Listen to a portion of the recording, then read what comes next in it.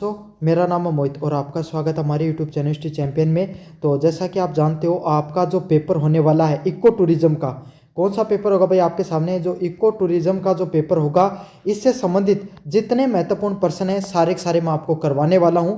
साथ के साथ इंपॉर्टेंट क्वेश्चन के साथ साथ ये वन शॉट रिवीजन वीडियो होने वाला है, जिसमें आपकी unit first, unit second, unit third और यूनिट फोर, चारों के चारों जो यूनिट है वो सारी की सारी यूनिट आपकी रिवीजन होने वाली है।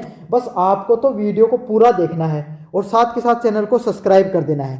साथ आपको पता है अपन ने 31 दिसंबर से पहले पहले 25,000 सब्सक्राइबर का टारगेट ले रखा है। और वो देखो कोई बड़ी बात नहीं है, आप जो बच्चे वीडियो देखोगे ना इस वीडियो को, अगर आप भी सब्सक्राइब कर दो ना, सिर्फ आप अपनी जिम्मेदारी लो, अगर आप भी चैनल को सब्सक्राइब कर दो तो 25,000 सब्सक्राइबर पूरे हो सकते हैं। तो सभी बच्चों से मैं आपसे रिक्वेस्ट कर रहा हूँ, प्लीज़ चैनल को सब्सक्राइब कर दो भाई। आपका फ़ायदा ये है कि मैं कोई नया वीडियो डालता हूँ ना आपके पेपर से संबंधित, वो आपको नोटिफिकेशन मिल जाएगा। और मैं आपको बता रहा हूँ, एक बार चैनल सब्सक्राइब कर दो, आपकी 3 साल की टेंशन खत्म कर दूंगा, कॉलेज में फेल नहीं होने दूंगा। अरे बस आपको सब्सक्राइब ही तो करना है, फ्री में हो रहा है सब कुछ, करो भाई सब्सक्राइब। साथ के साथ ये पेपर अपने 5 बच्चों को जरूर से शेयर कर देना, इतना काम आपको करना है जरूर से।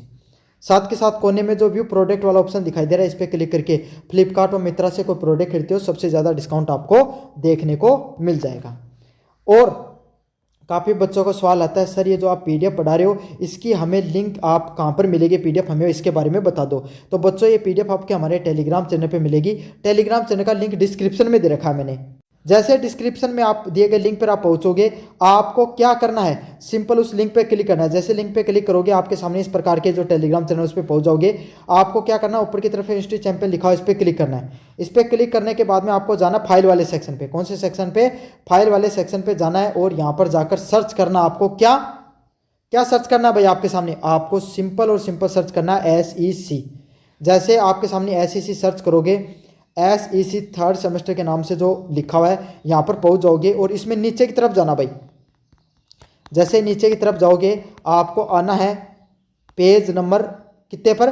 पेज नंबर 31 पर। तो यहाँ पर जो इको टूरिज्म है इसी के इकोलॉजिकल इंटर्नशिप, तो इसमें गलती से लिखा गया है, पूरा का पूरा आप अच्छे से पढ़ लेना। 31 नंबर पेज पे आ जाना, इस पीडीएफ पर आपको पूरा का पूरा पीडीएफ देखने को मिल जाएगा और अच्छे से सारे के सारे कॉन्सेप्ट्स को पढ़ लेना। तो मुझे उम्मीद है भाई आप टेलीग्राम को जरूर से ज्वाइन करो, क्योंकि टेलीग्राम पे आपको फ्री में नोट्स मिल जाते हैं। टेलीग्राम का फायदा क्या है, सारे के सारे नोट्स आपको फ्री में देखने को मिल जाते हैं। जाओ और जाकर टेलीग्राम को ज्वाइन कर लो। चलिए शुरू करते हैं यूनिट नंबर फर्स्ट के बारे में। इको टूरिज्म क्या होता है, उसका क्या अर्थ होता है, उसकी अवधारणा क्या होती है। इको टूरिज्म का अर्थ है ऐसे पर्यटन जो प्रकृति पर आधारित हो। मतलब इको टूरिज्म क्या होता है, इस प्रकार का आपके सामने टूरिज्म जो किस चीज़ पर आपके सामने डिपेंड करता है, प्रकृति पर। किस चीज़ पर ज़्यादा निर्भर करता है भाई? आपके सामने प्राकृतिक चीज़ों पर ज़्यादा निर्भर करता है। यहाँ का लोग जो प्रकृति के लिए घूमने के लिए जहाँ पर इको टूरिज्म का नाम से कहलावा है, क्या कहलावा है? इको टूरिज्म का नाम से कहलावा है। जिससे पर्यावरण संरक्षण हो, जिससे आपके सामने ऐसा पर्यटन जो आप प्रकृति को देखने के लिए करते हो। आप कहीं पर कोई अभ्यारण्य देखने को चले गए, कोई आपके सामने कोई जंगल को देखने को चले गए, कोई आपके सामने कोई स्थानीय प्रजातियों को देखने को चले गए, तो आप क्या कर रहे हो भाई? इको टूरिज्म कर रहे हो। जिसमें क्या होता है, आपके सामने जो पर्यावरण संरक्षण किया जाता है। क्या किया जाता है? जो आपका पर्यावरण है उसके संरक्षण पर जोर दिया जाता है। किस चीज़ पर? जो आपका इन्वायरमेंट होता है उसको कंजर्व करने की बात की जाती है।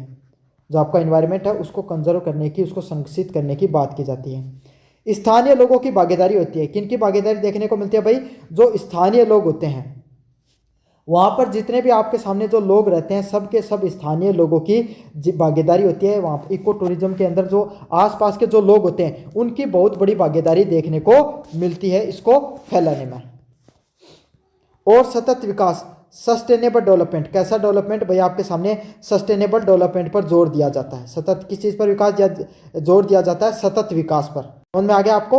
किस चीज़ पर जोर दिया जाता है? जो सतत विकास होता है, जो सस्टेनेबल डेवलपमेंट होता है, उस सतत विकास पर आपके सामने जोर दिया जाता है। मोस्ट इंपॉर्टेंट पर्सन है भाई आपके सामने। इको टूरिज्म केवल घूमना ही नहीं है, बल्कि प्रकृति को समझना, उसको सम्मान करना और उसे नुकसान पहुंचाए बिना आनंद लेना होता है। इको टूरिज्म का क्या अर्थ होता है? इको टूरिज्म का अर्थ ये नहीं कि आप कहीं पर गए और घूमने के लिए चले गए, नहीं, बिल्कुल सिर्फ घूमना ही इको टूरिज्म का उद्देश्य नहीं होता है, बल्कि इसका उद्देश्य होता है प्रकृति को समझना। आप प्रकृति में जा रहे हो, प्रकृति को अच्छे से समझो, उस प्रकृति का सम्मान करो। क्या करो? उस प्रकृति को अच्छे से उसका सम्मान करो और उसको नुकसान पहुंचाए उसका आनंद लो। क्या करो? प्रकृति होती है ना आपके सामने, प्रकृति को नुकसान मत पहुंचने दो, प्रकृति को नुकसान नहीं पहुंचाना आपको, उसको नुकसान पहुंचाए जब आप आनंद लेते हो, उसी को क्या कहा जाता है? इको टूरिज्म के नाम से जाना जाता है। क्या जाना जाता है? इको टूरिज्म के नाम से जाना जाता है। जब आप प्रकृति को बिना नुकसान पहुंचाए आनंद लेने का काम करते हो, उसी को इको टूरिज्म के नाम से जानते हैं। समझ में आ गया? इसका अर्थ ये नहीं कि आप केवल घूमने के लिए जा रहे हो, वहां पर प्रकृति को समझना, उसका सम्मान करना और उसको नुकसान पहुंचाए बिना आनंद लेना इको टूरिज्म होता है। Little known less explored areas में इको टूरिज्म की वर्तमान स्थिति क्या होती है? आज इको टूरिज्म अधिकतर कुछ प्रसिद्ध स्थानों तक सीमित रह गया है। मतलब अगर आजकल के समय की बात करें तो इको टूरिज्म का अर्थ होता है कि आप कुछ गिने चुने जगहों पर घूमने के लिए चले जाते हो, उसी को इको टूरिज्म के नाम से जानते हैं। किस नाम से जानते हैं? उसी को इको टूरिज्म के नाम से जानते हैं। जबकि बहुत से ऐसे क्षेत्र हैं जो आपके सामने क्या होते हैं? इको टूरिज्म के लिए लायक हैं, लेकिन हम वहां पर नहीं जा पाते हैं क्योंकि हमें उन क्षेत्रों के बारे में जानकारी ही नहीं है। समझ में आ गया? ऐसे क्षेत्र कौन से हैं भाई जो कम घूमे गए हैं? वो क्या होते हैं? प्राकृतिक रूप से बहुत समृद्ध होते हैं। मतलब उसमें प्राकृतिक, आपके सामने लोगों का जो प्राकृतिक जुड़ाव है वो बहुत अधिक होता है। क्या होता है? लोगों का जो प्राकृतिक जुड़ाव है वो बहुत अधिक देखने को मिलता है, लेकिन प्रचार के अभाव से प्रसिद्ध नहीं हो पाए। ऐसी जगह आपके सामने जो प्रकृति के बहुत ज़्यादा करीब है, लेकिन उनका प्रचार नहीं हुआ इतना। क्या नहीं हुआ? उन सब चीज़ों का इतना ज़्यादा प्रचार नहीं हुआ, इसलिए वो चीज़ें आपके सामने उतनी ज़्यादा प्रसिद्ध नहीं है। वर्तमान स्थिति की बात करें, करंट स्टेट की बात करें, प्रसिद्ध स्थानों पर पर्यटकों की भीड़ अधिक देखने को मिलती है। आज के समय क्या है? कुछ गिने चुने जगह पर ही लोग घूमने के लिए जाते हैं, लेकिन ऐसी बहुत सी जगह होती हैं आपके सामने जो क्या होती है? आपके सामने है तो बहुत सुंदर देखने लायक जगह, लेकिन वो उनका प्रचार के कारण वो ज़्यादा प्रसिद्ध नहीं है। और आज के समय क्या लोग ऐसी जगह पर जाते हैं जो ज़्यादा प्रसिद्ध हैं। कम प्रसिद्धि क्षेत्रों में कम सुविधाएं होती हैं भाई, कम प्रसिद्ध जगह होती है ना वहाँ पर, क्योंकि आप लोग कम जा रहे हैं तो आपके सामने वहाँ पर क्या देखने को मिलेगा? सुविधाएं भी कम देखने को मिलेगी। स्थानीय लोगों को आर्थिक लाभ, जो स्थानीय लोग होते हैं भाई उनको सीमित आर्थिक लाभ मिल पाता है। क्यों? लोग नहीं जा पा रहे हैं, लोग अगर वहाँ पर पहुँचेंगे नहीं तो लाभ भी कैसे मिलेगा? तो इस प्रकार के जो सीमित लाभ देखने को मिलता है लोगों को। संरक्षण और पर्यटन पर्यटन में संतुलन, मतलब कम लोग जाते हैं तो पर्यावरण को भी कम नुकसान पहुंचता है, इसलिए क्या आपके सामने क्या होता है? जो संतुलन बना रहता है। लेकिन ज़्यादा जहाँ पर लोग जाते हैं वहाँ पर पर्यावरण ज़्यादा प्रदूषण होता है और पर्यटकों की वजह से क्या पर्यावरण में असंतुलन देखने को मिलता है। इन क्षेत्रों में इको टूरिज्म की बहुत उच्च संभावना, हाई पोटेंशियल है। तो इको टूरिज्म का अर्थ है कि जगह सही है जठे आपके सामने और ज़्यादा जान की संभावना है, लेकिन जनता पूछ नहीं पा रही है। इको टूरिज्म पर्यटन संभावना का आकलन करना। इको टूरिज्म जो क्या होता है उसकी आकलन किस प्रकार से कर सकते हैं? इको टूरिज्म पोटेंशियल का अर्थ होता है किसी क्षेत्र की वह क्षमता जिसे सफल इको टूरिज्म डेस्टिनेशन बनाया जा सकता है। मतलब आप इको टूरिज्म पोटेंशियल का अर्थ ये होता है कोई भी क्षेत्र की ऐसी क्षमता जिसे आप क्या कर सकते हो? इको टूरिज्म डेस्टिनेशन बना सकते हो। क्या बना सकते हो? इको टूरिज्म डेस्टिनेशन के रूप में बना सकते हो। उसी को इको टूरिज्म पोटेंशियल के नाम से जाना जाता है। इको टूरिज्म पोटेंशियल का मुख्य आधार क्या होता है? वो हमेशा प्राकृतिक रूप से सुंदर जगह होंगी, जैव विविधताओं से पूर्ण होंगी, वन्य जीव देखने को मिलेगा। मतलब ऐसी जगह होती है भाई जहाँ पर आपके सामने प्राकृतिक रूप से सुंदर होंगी। कैसी जगह होंगी? जहाँ पर प्राकृतिक रूप से सुंदरता देखने को मिलेगी। अगले वाला पॉइंट है जैव विविधता। अलग अलग प्रकार के जीव जंतु वो वहाँ पर देखने को मिलेंगे। क्या देखने को मिलेंगे? अलग अलग प्रकार के जीव जंतु वो देखने को मिलेंगे। बहुत सारे वन्य जीव देखने को मिलेंगे। संस्कृति और जाति विशेषताएं, मतलब अलग अलग प्रकार की जाति विशेष के लोग, अलग अलग संस्कृति विशेष के लोग वहां पर देखने को मिलते हैं। समझ में आ गया? तो इको टूरिज्म पोटेंशियल का अर्थ यही होता है आपके सामने कि जहाँ पर अलग अलग प्रकार की जो संस्कृति और जाति विशेष से लोग देखने को मिलते हैं। क्या देखने को मिलते हैं? अलग अलग संस्कृति और जाति विशेष से संबंधित लोग देखने को मिलते हैं। अगले वाला पॉइंट है पर्यावरणीय शुद्धता। किस चीज़ की शुद्धता? पर्यावरणीय शुद्धता देखने को मिलती है। जो पर्यावरण होता है उससे संबंधित शुद्धता देखने को मिलती है। पर्यावरण को लोगों ने अभी तक नुकसान नहीं पहुंचाया होता है। क्या नहीं पहुंचाया था? लोगों ने अभी तक जो पर्यावरण है वो वैसा का वैसा, वहाँ का पर्यावरण उसको लोगों ने बिल्कुल भी नुकसान नहीं पहुंचाया होता है। यदि ये तत्व मौजूद हों तो इन क्षेत्रों को क्या कहा जाता है, इक्वी टूरिज्म के उपयुक्त माना जाता है। अगर आपके सामने ये जो 5 चीजें जो मैं आपको बता रहा हूँ, प्राकृतिक सुंदरता, जैव विविधता, वन्य जीव संरक्षण, है ना, सांस्कृतिक व जातीय विशेषता तथा पर्यावरणीय शुद्धता पाई जाती है, तो वो जगह कैसी होती है भाई आपके सामने, इको टूरिज्म पोटेंशियल के रूप में जानी जाती है। किस रूप में जानी जाती है, इको टूरिज्म पोटेंशियल के नाम से जानी जाती है। यदि ये सब भी तत्व मौजूद हो तो इको टूरिज्म के लिए जगह वो पर्याप्त है, बेहतर है। अगले वाला पॉइंट है, फील्ड सर्वे का क्या महत्व होता है। फील्ड सर्वे का क्या अर्थ है, किसी क्षेत्र का प्रत्यक्ष भ्रमण कर उसकी वास्तविक स्थिति का अध्ययन करना क्या कहलाता है, फील्ड सर्वे के नाम से जाना जाता है। मतलब कोई भी जगह पर भाई फील्ड सर्वे का नाम समझो, फील्ड मतलब कोई प्रत्येक मतलब फील्ड मतलब भ्रमण, और सर्वे मतलब किसी भी चीज़ का आप क्या करते हो, उसका अध्ययन करते हो, उसी को क्या कहा जाता है भाई, आप कोई भी जगह पर जाकर खुद जाकर उस चीज़ के बारे में जान रहे हो, उसी को फील्ड सर्वे के नाम से जाना जाता है।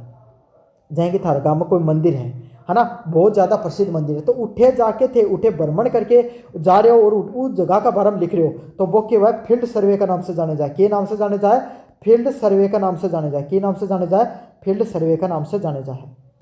फील्ड सर्वे के उद्देश्य क्या होते हैं, प्राकृतिक संसाधनों की पहचान करना। मतलब जो अलग अलग प्रकार के जो प्राकृतिक संसाधन होते हैं, सभी की पहचान की जाती है कि भाई कौन कौन से आपके सामने प्राकृतिक संसाधन यहाँ पाए जाते हैं।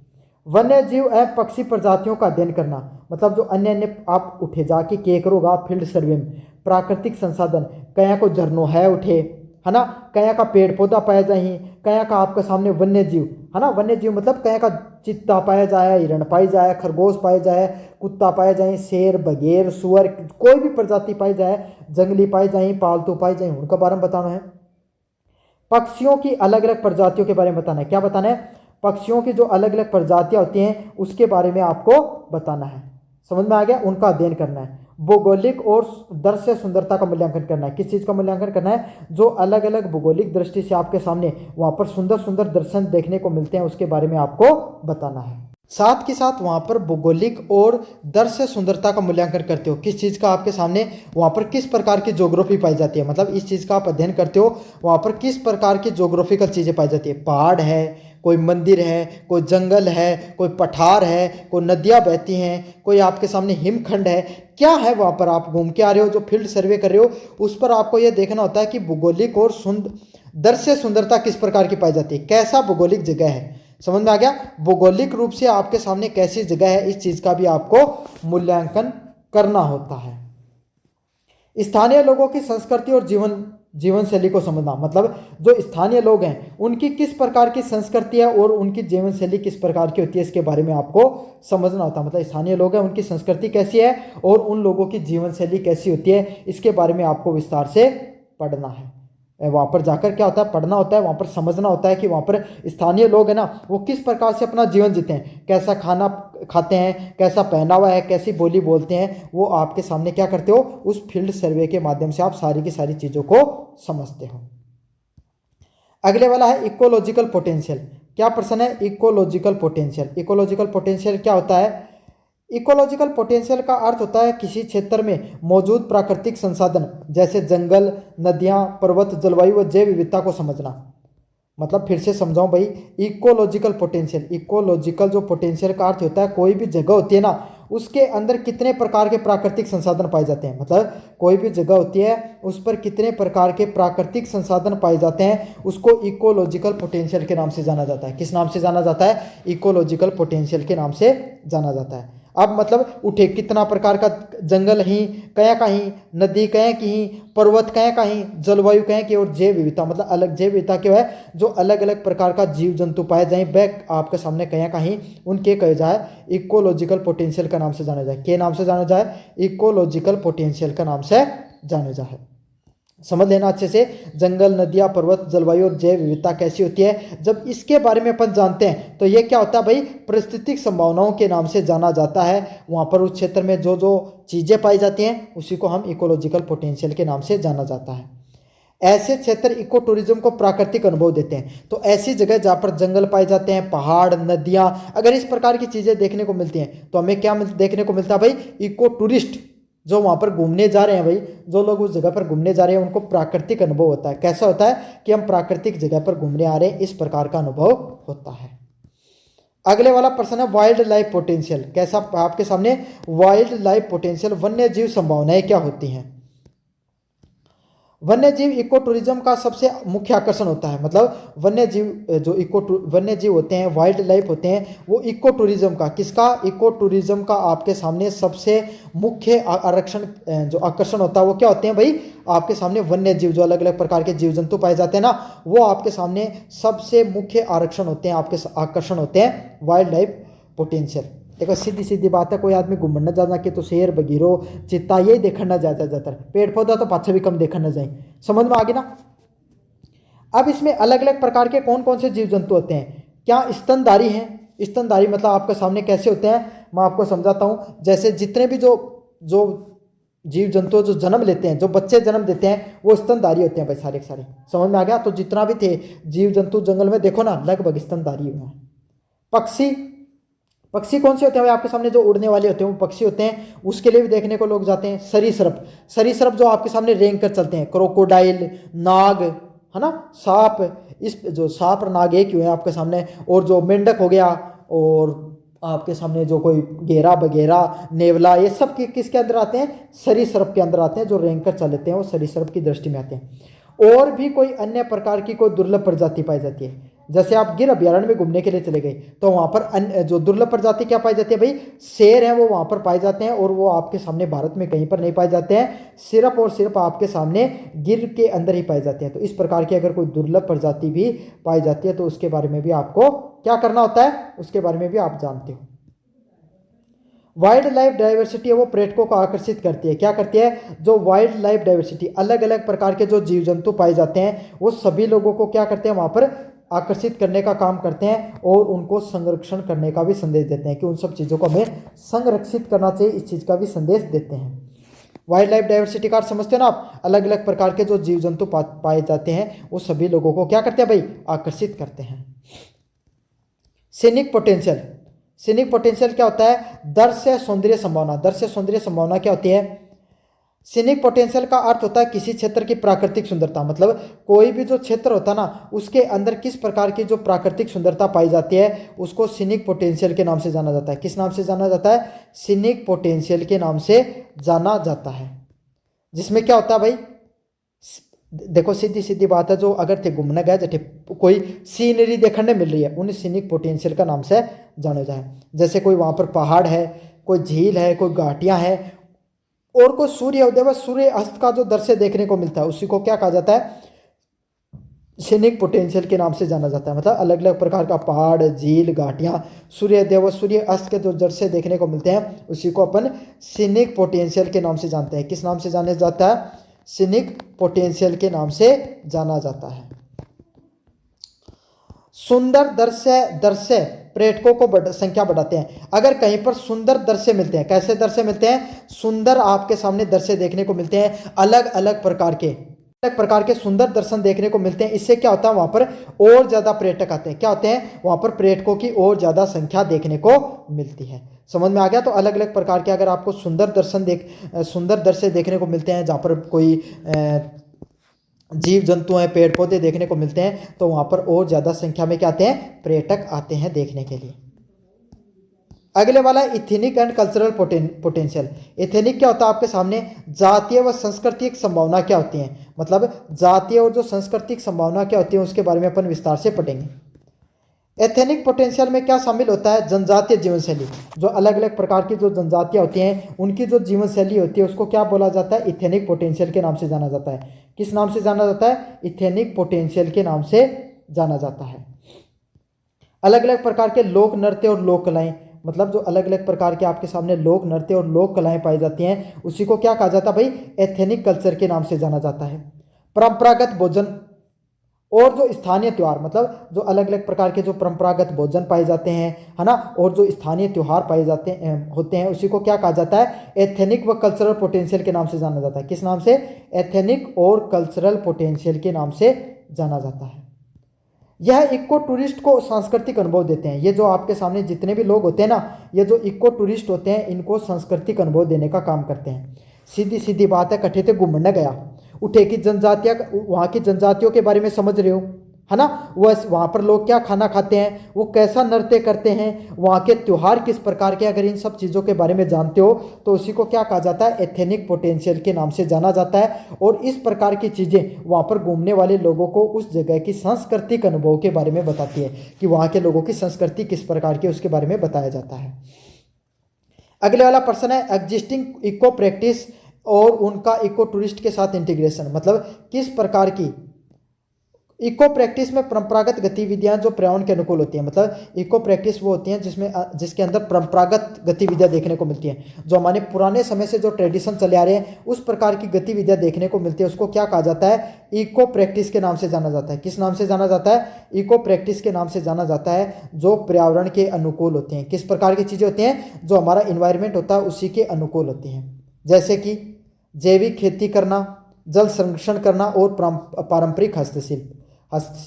मतलब जो जैविक खेती करते हैं ना भाई, आपके सामने जैविक खेती करने का क्या फायदा होता है, जैविक खेती गोबर जो घना, मतलब आप कोई भी प्रकार घना कोई भी सब्जी, कोई भी फल अनाज उगाते हैं जिसमें किसी प्रकार का रसायन उपयोग नहीं करते हैं, उसी को जैविक खेती के नाम से जाना जाता है। किस नाम से जाना जाता है, जैविक खेती के नाम से जाना जाता है। समझ में आ गया। अगले वाला पॉइंट अपन क्या करते हैं, जल संरक्षण करते हैं। क्या करते हैं, जल को संरक्षित करते हैं। जल संरक्षण भी आपके सामने किस में आता है, जो इको प्रैक्टिसेस में आता है। साथ के साथ पारंपरिक हस्तशिल्प का प्रयोग करते हैं। किसका प्रयोग करते हैं, पारंपरिक जो हस्तशिल्प होते हैं उनका प्रयोग करते हैं, उसी को किसके नाम से जाना जाता है भाई, आपके सामने इको टूरिज्म के नाम से जाना जाता है। इन्हें इको टूरिज्म से जुड़ने पर, मतलब अगर इन सब चीज़ों को जब अगर आप जैविक खेती को, है ना, अगर आप जल संरक्षण को और आपके सामने जो पारंपरिक हस्तशिल्प होती है, अगर इनको इको टूरिज्म के साथ जोड़ दिया, मतलब उठियान वाला लोग ये देख रहे हैं कि वहाँ की हस्तशिल्प कैसी है, वहाँ पे जल संरक्षित कैसे किया जाता है, वहाँ पर लोग जैविक खेती कैसे करते हैं, लोगों को अगर इन वहाँ के स्थानीय लोगों को अगर ये ज्ञान और दे दिया तो क्या होगा, वहाँ के लोगों को रोजगार बढ़ेगा। क्यों, अगर आप क्या करोगे भाई, लोगों से जो वहाँ पर टूरिस्ट घूमने आते हैं उनसे 10-10 रुपये आपने चार्ज कर लिए कि मैं आपको जैविक खेती करना सिखाऊंगा, तो इससे क्या होगा, आपकी बेनिफिट हो गया, है ना। स्थानीय समुदाय भी सशक्त होता है, पैसा आएगा तो सशक्त तो भाई अपने आप से ही हो जाते हैं लोग। मुझे उम्मीद है आपको यूनिट नंबर फर्स्ट अच्छी लगी होगी। अब अपन बढ़ते हैं यूनिट नंबर सेकंड की तरफ। कौन सी नंबर यूनिट की तरफ, यूनिट नंबर सेकंड की तरफ बढ़ते हैं। अगर आप स्पेशल यूनिट नंबर सेकंड का वीडियो देख रहे हो तो भाई आपको क्या करना है, मैंने यूनिट फर्स्ट, थर्ड और फोर्थ ऑलरेडी पढ़ा दी है, आपको जाना है डिस्क्रिप्शन में मैंने क्या कर रखा है, प्ले लिस्ट का लिंक दे रखा है। किसका लिंक दे रखा है, डिस्क्रिप्शन में मैंने प्ले लिस्ट का लिंक दे रखा है, उस प्ले लिस्ट के लिंक पे क्लिक करके बाकी की यूनिट को आप अच्छे से जाकर पढ़ सकते हो। साथ के साथ डिस्क्रिप्शन में आपको मेरे टेलीग्राम का लिंक मिलेगा, टेलीग्राम पर मैंने बाकायदा क्या कर रखी है, सारे का सारा जो नोट्स पढ़ा रहा हूँ इनके PDF डाल रखी है, पढ़ लेना। साथ के साथ 31 तारीख से पहले आपके सामने 25,000 सब्सक्राइबर का चैलेंज है भाई अपना। कितना, 25,000 सब्सक्राइबर का अपन ने चैलेंज ले रखा है। 31 तारीख से पहले पहले जाओ और जाकर आपके सामने क्या कर लो, अपना जो चैनल है उसको सब्सक्राइब कर दो। अगर आप वीडियो देख रहे हो, इतने विद्यार्थी भी अगर चैनल को सब्सक्राइब कर देंगे तो 3,000 सब्सक्राइबर कम है भाई, अपन 25,000 सब्सक्राइबर पूरे हो जाएंगे। चलिए शुरू करते हैं। इको टूरिज्म का अर्थ और अवधारणा क्या होता है, इको टूरिज्म का अर्थ क्या होता है और उसकी अवधारणा क्या होती है, इसके बारे में अपन पढ़ेंगे। पहले वाला पॉइंट है इको टूरिज्म का अर्थ, ऐसे पर्यटक जो प्रकृति पर निर्भर हो, मतलब इस प्रकार का पर्यटन जो आपके सामने पूर्ण रूप पर किस चीज़ पर निर्भर हो, प्रकृति पर। किस चीज़ पर निर्भर हो भाई, आपके सामने जो प्राकृतिक घटनाएं होती हैं, प्राकृतिक चीज़ों को जो देखने के लिए आते हैं। चलिए बढ़ते हैं आपके सामने यूनिट नंबर सेकंड की तरफ, जहाँ पे eco tourist attraction, plant habitat और ट्रैक और स्टोरी टेलिंग से संबंधित प्रश्न होते हैं। क्या प्रश्न है, इको टूरिज्म में प्लांट स्पीसीज का क्या महत्व होता है, मतलब जब अपन इको टूरिज्म करते हैं उसमें जो अलग अलग प्रकार के जो प्लांट स्पीसीज होती हैं, पौधे की जो आपके सामने प्रजातियां होती हैं, उसका क्या महत्वपूर्ण योगदान होता है। इको टूरिज्म में पौधे बहुत अधिक भूमिका निभाते हैं क्योंकि वे केवल प्राकृतिक सौंदर्य नहीं बढ़ाते हैं, मतलब जो इको टूरिज्म होता है ना उसमें आपके सामने जो पौधे हैं उनका बहुत महत्वपूर्ण योगदान होता है। क्यों योगदान होता है भाई आपके सामने, वो सिर्फ आपके सामने क्या नहीं करते हैं, सिर्फ आपके सामने सुंदरता बढ़ाने का काम नहीं करते हैं, बल्कि पारिस्थितिक तंत्र का संतुलन बढ़ाते हैं। क्या करते हैं, जो अपना पारिस्थितिक तंत्र होता है उसका संतुलन बढ़ाने का काम करते हैं। पौधे होंगे तो आपके सामने जो अपना पर्यावरण है वो स्वस्थ रहेगा। क्या होगा भाई, अगर आपके सामने जो पेड़ पौधे देखने को मिलेंगे तो आपका जो पर्यावरण है वो स्वस्थ रहेगा। स्थानीय लोगों को आर्थिक लाभ पहुंचेगा, जो आपके सामने जो पैसा वगैरह है वो आपके सामने जो स्थानीय लोग हैं उनके पास पहुंचेगा। संस्कृति और परंपराएं आपस में जुड़ी होंगी, मतलब जो अपनी संस्कृति है और आपके सामने जो अपनी अलग अलग प्रकार की जो परंपराएं हैं वो आपस में जुड़ी होंगी। मतलब जो संस्कृति और जो परंपराएं होंगी वो आपस में क्या होंगी भाई, आपके सामने आपस में जुड़ी होती हैं। समझ में आ गया। इसीलिए ऐसे पौधों की पहचान की जाती है जिनका पर्यावरणीय, इकोलॉजिकल और आर्थिक और सांस्कृतिक महत्व। तो अपन इस प्रकार की चीज़ों को चुनना होता है जो किससे हो, पर्यावरण से, आर्थिक रूप से और सांस्कृतिक रूप से आपस में चीज़ें जुड़ी हो। उसी को क्या कहा जाता है भाई, आपके सामने इको टूरिज्म के नाम से जाना जाता है। किस नाम से जाना जाता है, इको टूरिज्म के नाम से जाना जाता है। Ecological, economical and cultural significance of plants, मतलब जो पौधे होते हैं ना उनका आपके सामने पैसे से, इकोलॉजिकल पर्यावरण के हिसाब से, इकोनॉमिक मतलब आर्थिक रूप से, और कल्चरल मतलब साहित्यिक रूप से क्या महत्व होता है, सांस्कृतिक रूप से क्या महत्व होता है, उसके बारे में बात करेंगे। पहला होता है इकोलॉजिकल महत्व। इकोलॉजिकल महत्व का अर्थ होता है कि जो अपना जो पर्यावरण होता है उसके हिसाब से क्या महत्व होता है इन पौधों को, इसके बारे में देखेंगे। पौधे हमें क्या करते हैं भाई, ऑक्सीजन प्रदान करने का काम करते हैं। पौधे क्या करते हैं भाई, अपने को ऑक्सीजन देने का काम करते हैं। अगर आपके सामने जो मिट्टी होती है उसका जो कटाव होता है उसको भी रोकते हैं। कहीं पर बारिश हो रही थी और बारिश के समय आपने क्या कर दिया, बारिश हो रही थी कहीं पर आपके सामने, बारिश के समय अगर कोई पौधा खड़ा तो उसके आसपास हमेशा मिट्टी कभी कट के नहीं जाएगी, और ऐसी जगह जहाँ पर आपके सामने पौधा नहीं है तो देखना वहाँ पर सीधी सीधी मिट्टी कट कर चली जाती है। तो आपके सामने क्या काम होता है, पौधों को मिट्टी को कटाव रोकना। वन्य जीव को आश्रय देना, जो अलग अलग प्रकार के जो वन्य जीव जंतु देखने को मिलते हैं उनको क्या करते हैं भाई, आश्रय देने का काम करता है। क्या करता है, अलग अलग प्रकार के जो वन्य जीव होते हैं उनको आश्रय देने का भी काम किसका होता है, पेड़ पौधों का होता है।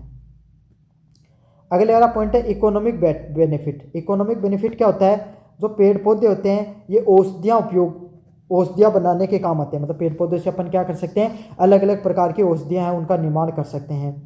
लकड़ी, गोंद और फल का निर्माण कर सकते हैं। लकड़ी निकाल सकते हैं, गोंद निकाल सकते हैं, फल निकाल सकते हैं। इस प्रकार की जो चीज़ें हैं उनका अपन निर्माण करते हैं। किसका, लकड़ी का, गोंद का और फल है, इन सब चीज़ों का अपन निर्माण करके जो निकाल करके उनको इन्वायरमेंट में जो बाज़ार में बेच सकते हैं। स्थानीय लोगों की आय के स्रोत, जो स्थानीय लोग होते हैं उनको भाई पैसे, जो और ज़्यादा पैसे कमाने में मदद मिलती है। कल्चरल का क्या महत्व होता है, पूजा पाठ में उपयोगी। जो आपके सामने जो पेड़ पौधे होते हैं ये किस चीज़ में महत्व होते हैं भाई, आपके सामने जो पूजा पाठ होती है ना, पूजा पाठ में इनका बहुत योगदान होता है। किस चीज़ में बहुत योगदान होता है भाई, पूजा पाठ में बहुत ज़्यादा योगदान होता है। लोक मान्यताएं, जो हमारी अलग अलग प्रकार की धार्मिक मान्यताएं होती हैं उसको आगे बढ़ाने में बहुत योगदान होता है। और जो अपने धार्मिक स्थल होते हैं उनमें भाई पेड़ पौधों का बहुत महत्व होता है। जैसे तुलसी हो गई, बरगद हो गया, नीम हो गया, ये सब के सब पेड़ वो होते हैं जिनका अपने धार्मिक रूप से बहुत महत्व है। इको टूरिज्म के लिए महत्वपूर्ण आपके सामने 10 पौधों के नाम बताइए। मतलब इस प्रकार के 10 आपके सामने प्लांट, अलग अलग प्रकार के पौधों के नाम बताने हैं जो हमारे इन्वायरमेंट के लिए अच्छे होते हैं। क्या, कौन से हैं? पहला आपके सामने नीम आपके सामने इन्वायरमेंट के लिए बहुत अच्छा होता है। क्या है, नीम है वो हमारे पर्यावरण के लिए बहुत अच्छा पौधा होता है। अगला पौधा पीपल भी हमारे जो इन्वायरमेंट होता है उसके लिए जब बहुत अच्छा होता है भाई। अगला है बरगद भी आपके सामने भाई, जो नीम होता है ना इसका क्या फ़ायदा होता है, इसको अलग अलग प्रकार की औषधियाँ बनाने के लिए उपयोग में लिया जा सकता है। किसके उपयोग में लिया जा सकता है, अलग अलग प्रकार की जो औषधियाँ होती हैं उसके निर्माण में उपयोग में लिया जा सकता है। पीपल और बरगद, क्या, पीपल और जो बरगद होते हैं ना आपके सामने, इसका उपयोग किसके लिए किया जाता है, इसका उपयोग किया जाता है आपके सामने किस चीज़ में, जो ये ज़्यादा से ज़्यादा हमारे इन्वायरमेंट में ऑक्सीजन प्रदान करने का काम करते हैं। क्या करते हैं, जो हमारा वातावरण होता है ना उसमें ऑक्सीजन प्रदान करने का काम करते हैं। कौन, पीपल और बरगद। अच्छा, तुलसी क्या है, तुलसी भाई आपके सामने, आपको पता है हमारे हर घर के आंगन में तुलसी देखने को मिलती है। एक तो ये भी ऑक्सीजन देने का काम करती है 24 घंटे, साथ के साथ इसका औषधीय बहुत महत्व है। खांसी जुकाम हो रही है तो आपके सामने तुलसी का 2 पत्ता घेर लो, खांसी जुकाम चली जाएगी। समझ में आ गई। आंवला है, हमारे आंवला किस चीज़ के लिए भाई बढ़िया होता है, जो शरीर के लिए, जो रोग प्रतिरोधक क्षमता बढ़ाने के लिए अच्छा होता है, बालों के लिए भी बहुत ज़्यादा अच्छा होता है। साल का पेड़ है, तो साल का पेड़ आपके सामने जो पेड़ के रूप में काफ़ी मजबूत होता है। बाँस से अलग अलग प्रकार की जो हस्तशिल्प की चीज़ें बनती हैं, है ना, हस्तशिल्प के लिए काफ़ी काम आता है। अर्जुन और अशोक, अशोक का पेड़ है, उसका धार्मिक महत्व भी है, अशोक के पत्ते भी बहुत काम में आते हैं, और अशोक की जो लकड़ी है उसका भी प्रयोग किया जाता है। और खेर है, वो भी आपके सामने राजस्थान में काफ़ी पाया जाता है, इसकी जो लकड़ी है वो भी बहुत मजबूत होती है। तो यह आपके सामने कुछ 10 महत्वपूर्ण पौधे हैं भाई, जिनका नाम मैंने आपको बता दिया है, जो इको टूरिज्म के लिए बहुत ज़्यादा महत्वपूर्ण होते हैं। अगले वाला पॉइंट है वाइल्ड लाइफ हैबिटेट और स्टोरिक डेवलपमेंट। स्टोरी टेलिंग का क्या अर्थ होता है? किसी प्राकृतिक स्थान, पौधे व जीव से जुड़ी हुई कहानियों को रोचक ढंग से प्रकट किया जाता है, उसी को क्या कहा जाता है? स्टोरी टेलिंग के नाम से जाना जाता है। मतलब कोई जगह या स्थान या आपके सामने पौधे की या जीव की आपके कोई कहानी होती है, उसको हम रोचक ढंग से प्रस्तुत करते हैं, उसी को क्या कहा जाता है भाई? स्टोरी टेलिंग के नाम से जाना जाता है। इको टूरिज्म में स्टोरी टेलिंग का क्या महत्व होता है? मतलब कोई भी जगह पर आप, कोई भी व्यक्ति आपके यहाँ पर घूमने आ रहा है और उसको आप पूरे कहानी की तरह चीज़ों को बता रहे हो, तो वो उससे बहुत ज़्यादा क्या होगा? आकर्षित होगा। क्या होगा? उस जगह से उसका बहुत ज़्यादा आकर्षण देखने को मिलेगा। तो इको टूरिज्म में आपके सामने जो इको टूरिस्ट होते हैं, उसमें स्टोरी टेलिंग का बहुत ज़्यादा महत्वपूर्ण योगदान होता है। समझ में आ